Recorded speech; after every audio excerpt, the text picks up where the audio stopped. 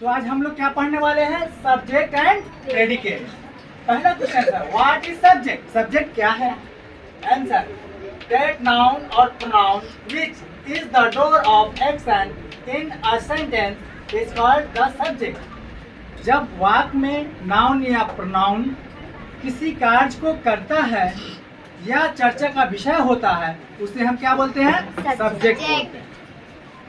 Example, Divya writes a letter. Divya एक पत्र लिखती है। इसमें क्या काम का करने वाला कौन है? दिव्या है।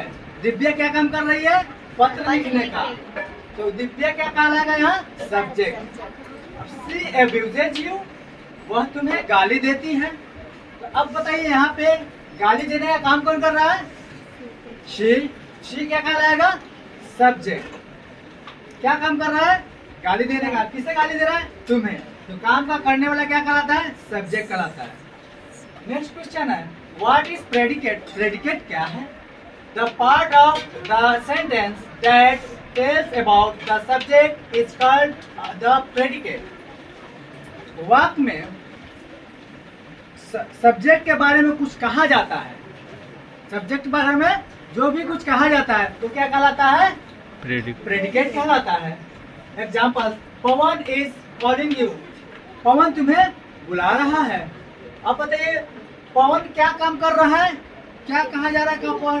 पवन तुम्हें बुला रहा है। तो यहाँ प्रेडिकेट क्या कहलाएगा? सब्जेक्ट को छोड़कर जो बाकी बच जाते हैं वो प्रेडिकेट कहलाते हैं। इसी तरह यहाँ सब्जेक्ट को छोड़कर सी रीड्स इट लाउडली, वह पढ़ती है इसे क्या बोल्ड आवाज में पढ़ती है, लाउडली पढ़ती है। तो अब यहाँ पे बताइए सी जो काम कर रहा है सी के द्वारा जो हो रहा है, क्या हो रहा है? पढ़ने का काम हो रहा है। क्या? जोर से। तो यहाँ पे क्या कहलाएगा? ये प्रेडिकेट। यानी सब्जेक्ट को छाटकर बाकी जो बच जाते हैं वो प्रेडिकेट कहलाते हैं। सब्जेक्ट को छाटकर जो बच जाए वो प्रेडिकेट कहलाते हैं। Thanks for watching.